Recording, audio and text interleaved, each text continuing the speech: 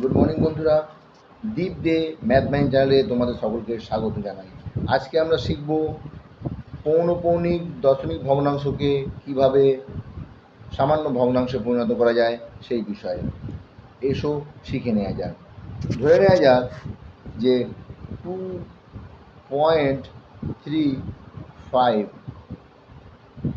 এর মাথায় এখানে আছে পৌনঃপৌনিক চিহ্ন, অর্থাৎ ভিনকিউলাম যেটাকে আমরা বলি।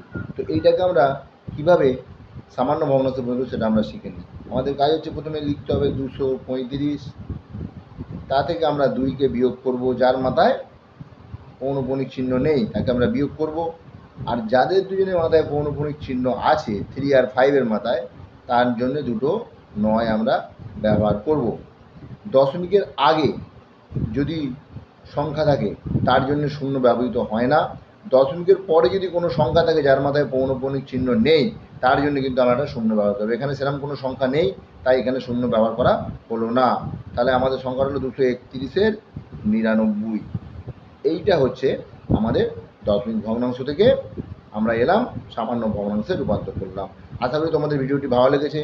যদি ভিডিওটি ভালো লেগে থাকে তাহলে তোমরা লাইক করো, শেয়ার করো এবং আমার চ্যানেলটিকে সাবস্ক্রাইব করো। ভুলে যেও না, দীপ দে ম্যাথ মাইন্ড চ্যানেল তোমাদের সঙ্গে আছে, তোমাদেরকে অঙ্ক শেখাচ্ছে সুন্দরভাবে, সহজ করে, শর্টসের মধ্য দিয়ে। সঙ্গে থাকার জন্য অনেক অনেক ধন্যবাদ।